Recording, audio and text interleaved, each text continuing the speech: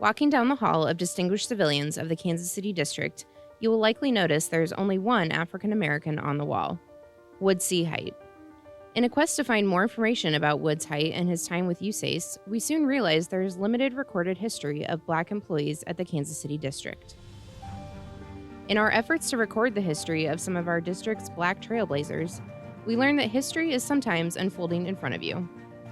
He was the tip of the spear that opened things up for lots of other people. He has been a great influence on me, his legacy, his leadership. You know, there's a sense of pride in seeing somebody that looks like you in a position like that. I guess I'll be like Jackie Robinson of the Corps, huh?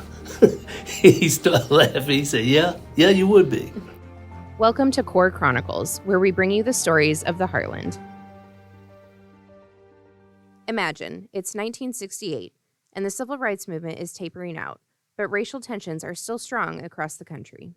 When I came there was still segregation. Segregation was outlawed through the Civil Rights Act of 1964. This was 1968. When you went on the dredge, Black employees could only be stewards, making up cabins, doing the laundry and cooking. There are separate bathrooms and separate dining facilities on board the dredge. In the district, with my limited exposure, but very few Black employees worked within the district, and those that did were in the mail room or in the warehouse. Areas across the nation, like Kansas and Missouri, were still working toward integration. Larry recalls his first conversation with Woods Hight, former EEO officer for the district, in 1972. He says, I got to be honest with you. He says, there's pockets in our organization that doesn't have a wide diversity, cultural diversity population. He said, I'm going to share something with you. He says, there's not any people of color where you're going.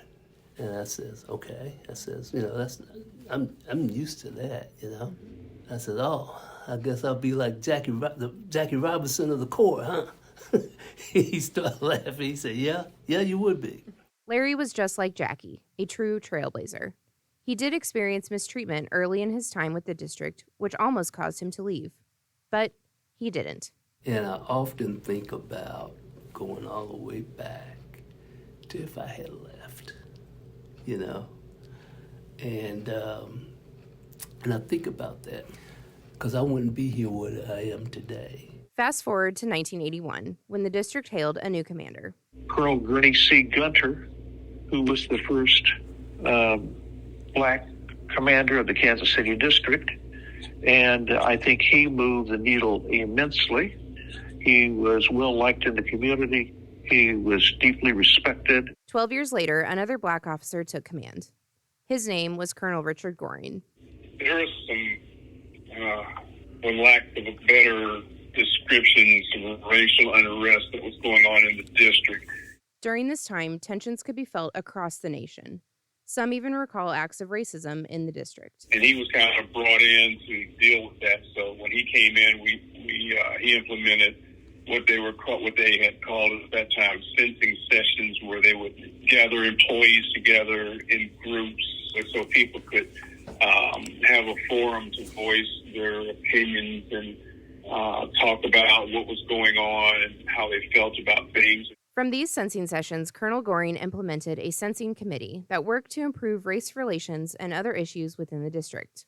During Colonel Goring's command, some things started to change.